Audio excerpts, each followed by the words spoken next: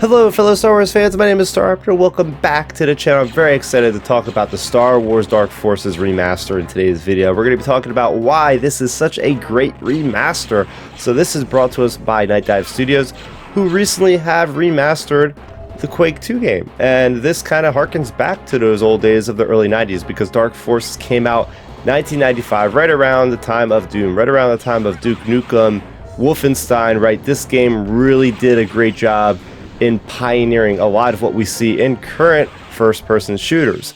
So this game was developed by LucasArts back in the day, and it takes place right after or right before the events of A New Hope, where we have Kyle Katarn as our titular hero that is getting the Death Star plans. And now we know this is not exactly what happens, as we have Rogue One, but still we got a lot of hijinks, a lot of Imperial killing, a lot of different kind of underworld stuff happening in this game, so I really appreciated it for that. But getting to the heart of what this video is about is how Dark Forces is such a great remaster. This isn't a remake like the current Resident Evil 4 where it just completely revamps everything, but what it does is it makes this game playable for a modern audience, a contemporary audience. Because I'll be honest with you guys, I went back and played the Dark Forces game from a couple years ago that's available on Steam, and I just couldn't get into it. As somebody who's used to, aiming up and down and smooth FPS, it just was not really playable for me. So what the Nightdive Studios have done is gone in, clean up the visuals, and especially revamp the controls, because before you could only aim on the x-axis, left to right. Now you can aim up and down. You have a lot more freedom of movement, and the actual animation is a lot smoother.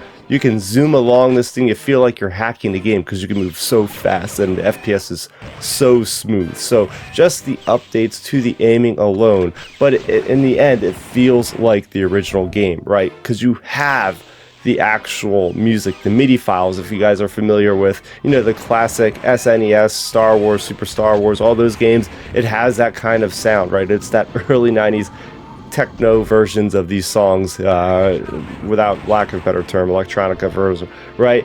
But we also have updates on the cutscenes with Vader, some cleaned up dialogue with Kyle Katarn and Mon Mothma. So we're seeing a lot of that brought to light to make it feel like it's more modern. We also have weapon variety, like the things that this game has brought to the table from back in the day. It's staggering to see what LucasArts did with what they had back in the day with their team.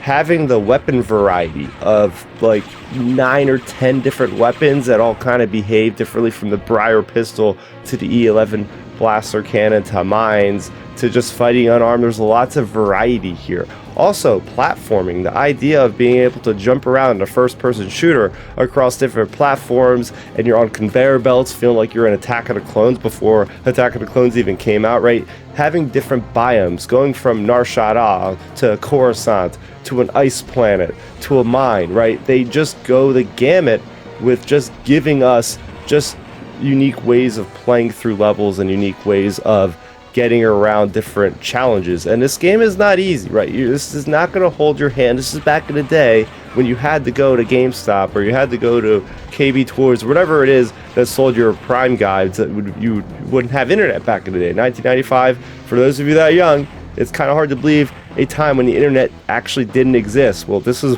that time, so you had to go word of mouth. Hey buddy, at school, how'd you get past this part? That sort of thing. Enemy variety, right? You're killing stormtroopers, you're killing Imperial officers, you're killing Imperial naval officers. You have boss fights against Kel Dragons on Jabba the Hutt's barge in space, right? You're fighting Dark Troopers. Like, this is the conception or the inception of the Dark Trooper that we see so prevalent in Star Wars in today's day and world. So I really thought that this game, this actual remaster, really helps with bringing a new audience to the story of Kyle Katarn and paying tribute to a Star Wars game that is a classic. This is an actual classic Star Wars game that I think everybody should try to play. And they threw a couple extras in the mix. So they threw in an extra level called the Avenger, which is what, LucasArts' original idea for this game was going to be to start out on the Avenger, which, as we know, is the Star Destroyer in Empire Strikes Back, and you would be stealing the plans for the Death Star on that platform. And I like how they put in the little disclaimer in the front of the level, like, hey, we were going to try to put this level in the demo at CES, and people just couldn't play it. It was too difficult, but we put the mechanics like platforming and key card stuff in the actual game spread throughout.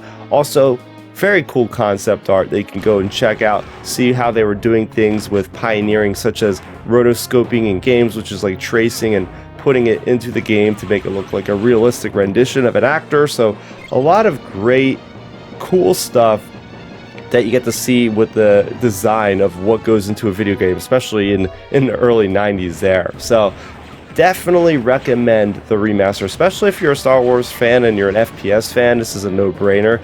Definitely pick this up. This is a bright time for remasters because we are just on the precipice of the release of the Star Wars Battlefront 2 Classic Collection, which is my next game I'm really looking forward to. But so far, we're getting some great content here. I'd love to see other Star Wars games get the same treatment that Nightdive Studios gave this one. So there you have it. For more on Star Wars and gaming in general, you're already in the right place. Make sure you go ahead and subscribe to this very YouTube channel for more on that. That's going to do it for me, Star Raptor. Thank you so much for watching, and may the Force be with you always. Thanks for checking out the video. Please hit that thumbs up symbol. It helps me know that I'm making content that you guys enjoy. And if you enjoyed this video, I also include 2 videos down below you guys should check out. And please consider subscribing to this channel. It helps support me, and it notifies you guys of when I get new videos up on the channel. You can also contact me on Twitter, Facebook, and Instagram at StarRaptor.